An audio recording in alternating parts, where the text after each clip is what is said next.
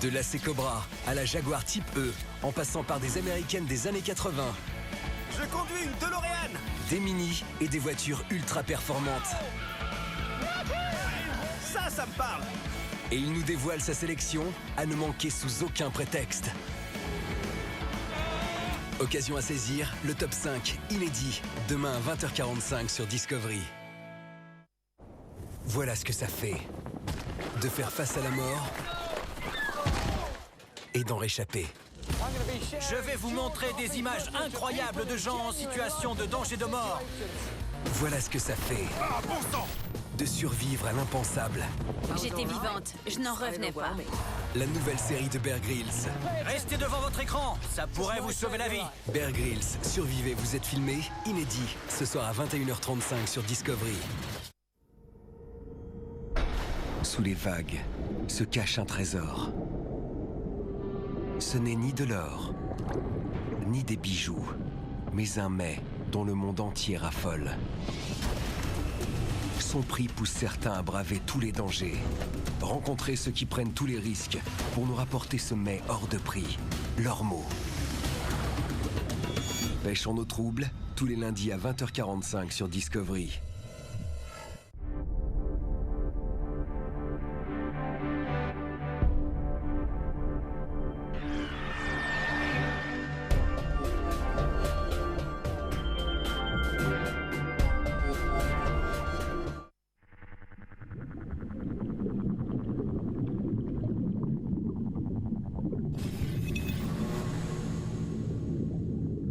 Bienvenue dans notre cabinet de curiosité. J'ai besoin d'accessoires pour une séance photo. Vous avez des prostituées zombies? Suite à votre appel, j'ai sorti quelques objets qui pourraient, je crois, vous intéresser. Génial. J'ai un truc qui pourrait vous intéresser. Je vois. Je suis le lanceur de couteau le plus rapide et le plus précis au monde. D'accord, Je sais ce que je fais. je vous fais confiance. C'est parti. La vache! Obscura n'est pas le magasin d'antiquités où irait votre grand-mère, à moins qu'elle soit très excentrique. Serait-ce une camisole de force? Je m'appelle Mike. Et moi, c'est Evan. Nous avons consacré notre vie à collectionner et négocier à fouiller et dénicher pour faire de notre affaire. une référence en la matière. Voici Cabinet de curiosité. Bonjour, ciao, Paolo, ciao. come stai? Bien et vous? En italien, on dit bene, bene. Bene, bene. Je m'appelle Paolo Canevari. Je suis un artiste italien. J'ai mon propre style. C'est celui de Paolo Canevari. Vous cherchez quelque chose en particulier? Je suis simplement à la recherche d'inspiration. Qu'est-ce que c'est? C'est l'un des trucs que je préfère. C'est ce qu'on appelle une chaussure orthopédique. Mais celle-ci a été conçue pour une personne née avec une grave déformation congénitale. Cette chaussure devait appartenir à quelqu'un atteint d'une malformation au pied ou à la jambe. La plus courante est une dysmorphie du pied, qu'on appelle le pied beau. Je peux le prendre? Je vous en prie. J'adore l'objet en lui-même. Il est très étrange. D'après sa forme, il est possible que son propriétaire ait eu un pied normal, mais avec Il avait peut-être simplement une jambe plus courte. une jambe très courte. Le propriétaire peut être né avec une jambe plus courte que l'autre ou avec un pied atrophié. La cause peut être génétique ou inconnue. Cette chaussure lui permettait de se déplacer, de danser et de mener une vie normale. Je serais ravi si vous m'en faisiez cadeau. Non, malheureusement, je dois vous le vendre. Nous avons fixé le prix à 550 $. Elle est unique. Eh bien, Pour vous, pour l'art, et payé comptant, disons 450 $. 450.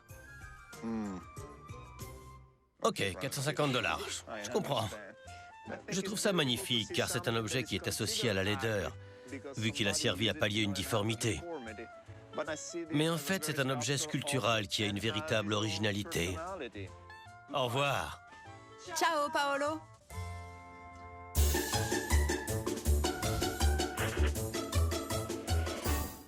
Bonjour. Bonjour, ça va? Hoi. Je m'apprête à faire une séance photo et je suis à la recherche d'accessoires pour étoffer mon décor.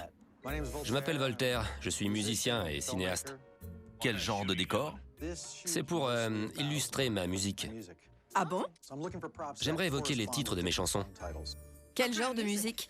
J'écris des chansons humoristiques à propos de choses effrayantes. Voici quelques-uns de mes titres. Effrayante et drôle. Buffet pour cannibales, les prostituées zombies. Mes œuvres traitent de sujets macabres, mais avec pas mal d'humour. Cerveau.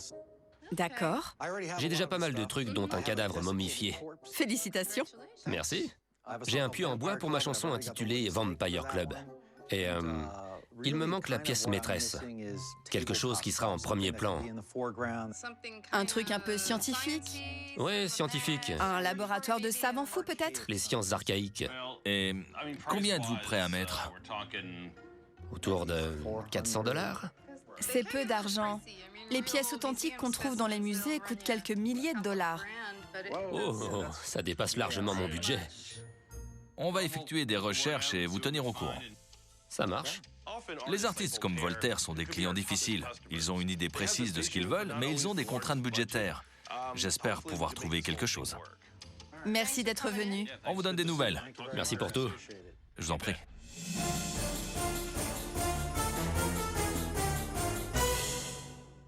Salut, Salut Ryan. ça va Mélissa? Oui, Ça fait un bail. je vous présente le grand Srodini. Je suis le grand Srodini, je suis le lanceur de couteaux le plus rapide et le plus précis au monde. Mon numéro consiste à lancer des couteaux autour de Melissa Hahn. Et vous êtes là pourquoi? Pour un break? Je voulais lui faire découvrir Obscura. J'adore cet endroit. Je collectionne tout ce qui se rapporte au lancer de couteaux, principalement de vieilles photographies datant du 19e siècle.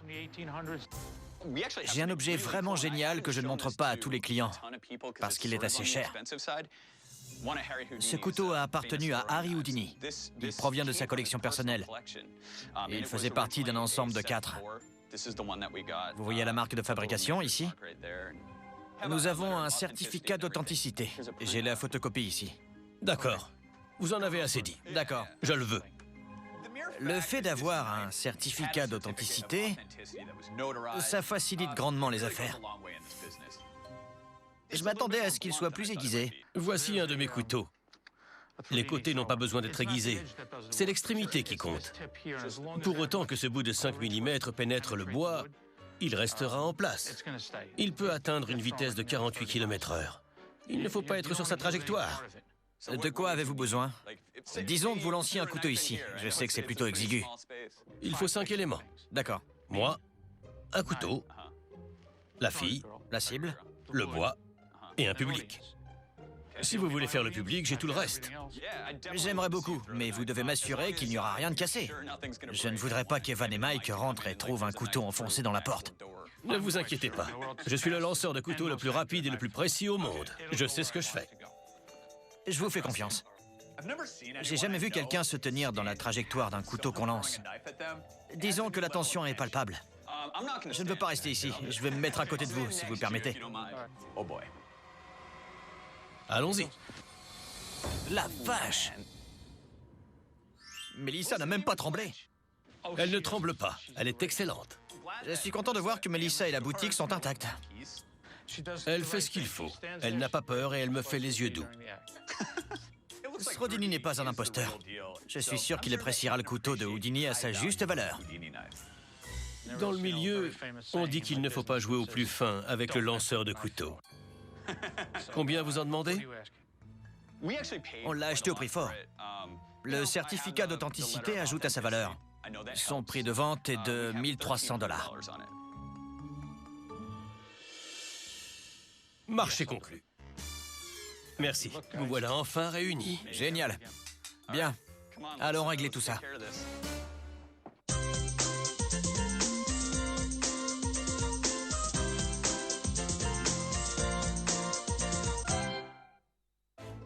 Nous sommes à la recherche d'un objet évoquant un savant fou pour une séance photo. Nous allons rendre visite à Nick, l'un de nos meilleurs clients, afin de voir s'il a ce qu'on cherche parmi sa collection. Salut Nick, ça va? Contente de vous revoir. Ravi de vous voir. Je m'appelle Nick. Je fréquente Obscura depuis près de 20 ans. J'ai l'impression de faire un voyage dans le temps. J'ai 55 animaux empaillés et au moins 50 d'entre eux proviennent d'Obscura.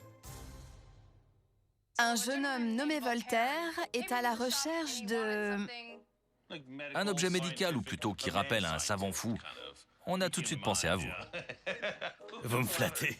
Il a beaucoup de goût quand il est question d'objets bizarres. Partout où je regarde, je lui demande « Où avez-vous trouvé ça ?» J'aurais aimé dénicher un truc pareil. Ce sont des menottes d'hôpital psychiatrique. On place la ceinture comme ça. Les menottes sont de chaque côté et on glisse les mains à l'intérieur. On verrouille la ceinture. Ce qui est génial, c'est que j'ai encore la clé. Avez-vous... Je l'ai essayé, oui. C'est contraignant. La ceinture de contention est carrément malsaine. Mais ça ne rendra pas grand-chose en photo. J'ai autre chose. Voilà. C'est une oreille interne. On voit la cochlée. J'aime bien ce petit disque, mais c'est vieux, j'ai peur de le tourner. Pour régler le volume. Ouais. Pour un musicien, ça pourrait... La musique entre et voyage à l'intérieur. Ce n'est pas vraiment ce qu'on cherche. C'est un objet magnifique, mais il risque de passer inaperçu. Il a d'autres accessoires et il a besoin d'une pièce maîtresse, pour ainsi dire. J'ai fait de mon mieux. Merci de nous avoir montré ces objets merveilleux. D'habitude, Nick est notre source principale pour ce genre d'objet. Les recherches s'avèrent plus difficiles que prévu. À bientôt. Merci et bonne chance. Merci, Nick. On visite pour la première fois une gigantesque collection privée située dans Brooklyn. Ça pourrait être l'entrepôt de la Smithsonian. Voici le premier objet qui pourrait vous intéresser. Génial. J'ai un truc qui pourrait vous intéresser. Si c'est ce que je crois, elles sont très rares et de grande valeur.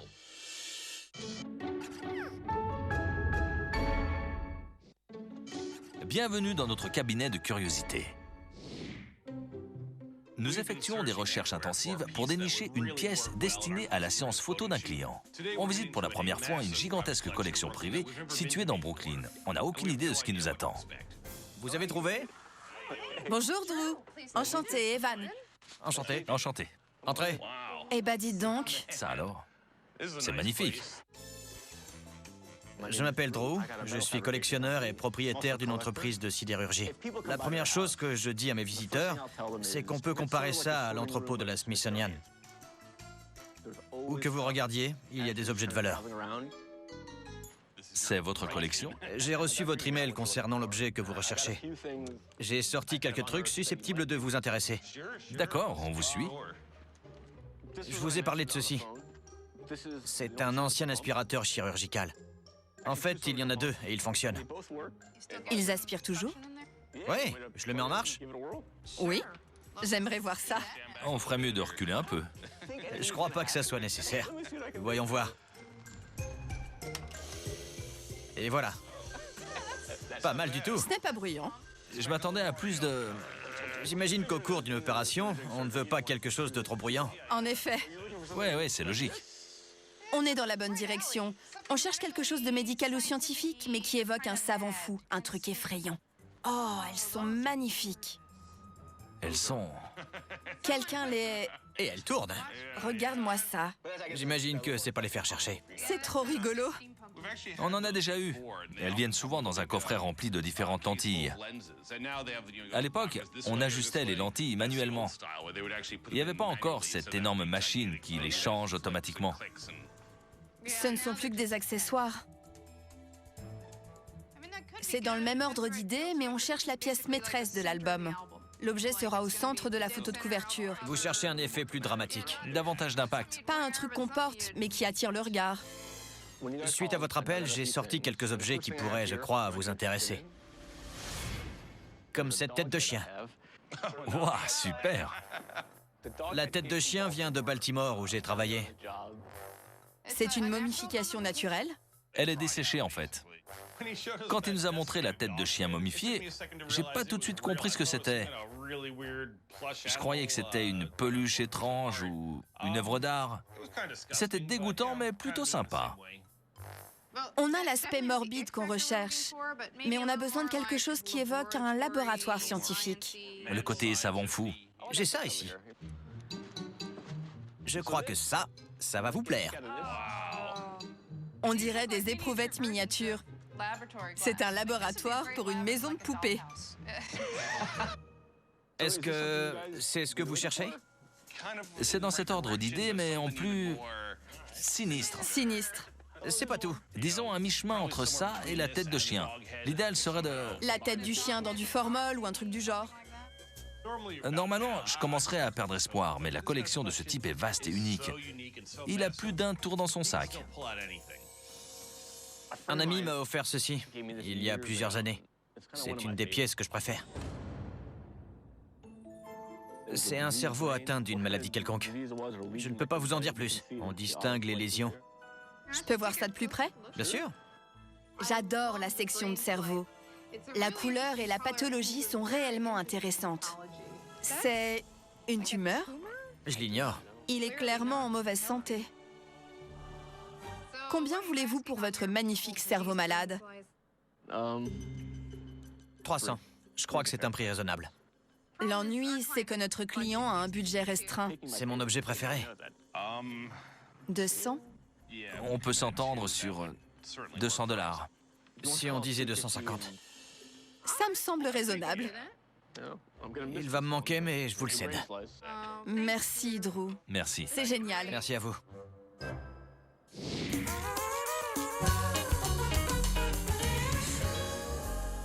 Bonjour. Si vous avez des questions, n'hésitez pas. J'ai un truc qui pourrait vous intéresser. Vous l'avez apporté? Oui, mais j'y suis attaché. Je vois. Ah, d'accord. D'où viennent-elles? D'un vide-grenier à Harrisburg, en Pennsylvanie. Je m'appelle Mike et je collectionne les objets de l'âge d'or du cinéma, ainsi que les scénarios oubliés. Je peux y jeter un œil? Je vous en prie, attention. Vous savez ce que c'est? Malheureusement, je ne peux pas vous en dire grand-chose. C'est peut-être une blague ou un costume d'Halloween avant qu'il soit fabriqué en quantité industrielle. En fait, si c'est ce que je crois, elles ne font pas partie d'un costume. On dirait une prothèse de l'époque de la Première Guerre mondiale. Elles étaient conçues pour les soldats qui avaient perdu un œil au combat. À l'époque, la chirurgie esthétique en était à ses débuts. Certains soldats avaient d'horribles blessures. Il leur manquait la moitié du visage. Ils n'osaient plus sortir de chez eux. Grâce à ces prothèses, ils pouvaient mener une vie presque normale. Si c'est le cas, elles sont très rares et ont beaucoup de valeur, mais je ne peux pas le déterminer avec certitude. Je vois. Est-ce une version antérieure? Est-ce une réplique? Pourquoi les vendez-vous? Pour financer un projet de théâtre sur lequel je travaille. Elles ne font pas partie d'un costume? Si c'est le cas, ce n'est pas de ma compagnie. Nous avons un ami qui est spécialiste dans ce domaine. Il achète et vend ce type d'objets. Il serait en mesure de les évaluer. Volontiers. Ces lunettes seraient parfaites pour la boutique, mais avant de faire une offre, j'aimerais obtenir une seconde opinion concernant leur âge et leur authenticité. À bientôt. Super, merci. Salut Steve, ça va? Salut! Un peu plus tôt, un client nous a apporté des lunettes combinées à une prothèse oculaire. C'est un objet magnifique, mais Mike et moi ne sommes pas en mesure de vérifier leur âge ou leur provenance. C'est pourquoi nous avons appelé un ami à la rescousse. C'est un expert en prothèses d'époque. Steve, Mike, Steve. Bonjour. Bonjour. Ce sont des objets rares. J'ai hâte de les voir. Ça alors? Après la Première Guerre mondiale, on fabriquait ce type de prothèses, puis on a arrêté d'en faire. Intéressant. Vous parlez de ce type de modèle? Oui, on faisait un moule du visage en plâtre, qu'on recréait ensuite en cuivre. Je vois. On peignait la prothèse à la main d'après le teint du client. Pour que ça corresponde. C'est logique. On n'en a répertorié que 200 exemplaires. Vraiment? C'est pas vrai. Il n'y en a pas de pareils, parce que chaque individu est différent, et elle raconte toute une histoire distincte. Pour conclure, elles sont authentiques? Elles ont l'air authentiques. La peinture est absolument incroyable. J'ai l'impression qu'on a utilisé un œil de verre. Ouais. J'en ai seulement vu au musée. Je ne peux que spéculer quant à leur valeur. Si j'achetais un tel objet, je serais prêt à débourser au moins 2000 $. J'ai été soufflé par le montant de l'évaluation. Merci d'être venu, Steve. Je sais qu'on peut vous faire confiance. Merci Steve, c'était génial. N'hésitez pas à m'appeler. C'est toujours extraordinaire de voir ça. Ce fut un plaisir. Je ne sais comment vous remercier. C'est un objet extraordinaire. Il a été fait à la main pour correspondre au visage d'un soldat. Il date de près de 100 ans. C'est comme une fenêtre ouverte sur le passé. Vous souhaitez toujours les vendre? Ouais. Reste à savoir combien vous m'en offrez. Eh bien, on sait ce qu'elles valent, mais on ne peut pas les acheter Bien sûr, au prix de détail, évidemment. je comprends. On peut vous en offrir 1000 $. Serait-ce possible d'aller jusqu'à, disons, 1300 $? On est prêt à payer 1300 $ pour leur valeur historique. Vraiment? Oui, marché conclu. C'est dur de se montrer impitoyable, merci. Merci. Merci beaucoup.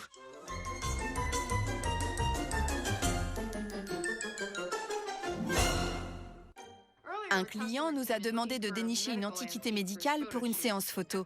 Après de longues recherches, nous avons trouvé l'objet parfait et nous allons lui présenter. Salut! Ah, regardez qui est là. Ça va? Bonjour, ravi de vous revoir. Nous sommes au milieu d'une séance photo au Bourgeois Pig.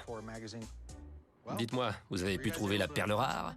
Nos recherches ont été fructueuses. Ça a nécessité beaucoup de déplacements, il y a eu quelques impasses, parfois il s'en est fallu de peu. Puis enfin, nous sommes tombés sur l'objet qui semblait fait pour vous. Un engin de torture médiévale? Non, malheureusement pas. Ça évoque le titre d'une de vos chansons. Ah bon? Laquelle? Vous le saurez en le voyant. C'est de toute beauté. Tada! Mais c'est un cerveau! Il n'est pas comme les autres. Je vois. C'est quoi ces trucs? Vous voyez ces lésions? Une tumeur ou un truc du genre. Si vous le retournez, vous verrez d'autres maladies.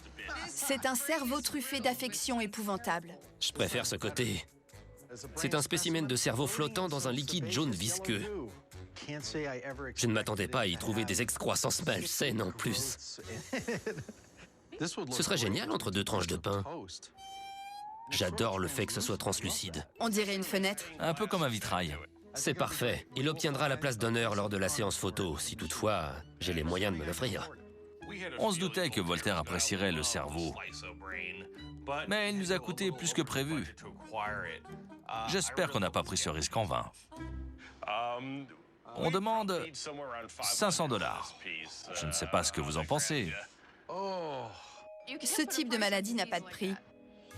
Ces tumeurs sont magnifiques et l'encadrement est très intéressant. Vous jouez aux vendeuses? Sincèrement, on voit rarement ce genre de cadre. C'est hors du commun. Accepteriez-vous 300 $? C'est trop près du prix d'achat. Le plus bas qu'on pourrait accepter, c'est 400 ou 450. Oui. Eh bien, je me vois dans l'obligation de vous donner 450 $. Génial. On rencontre souvent des artistes à la recherche d'objets étranges et uniques, mais on a rarement la chance de voir leurs œuvres achevées. En découvrant l'esthétique recherchée par Voltaire, je vois que le cerveau se marie parfaitement au décor.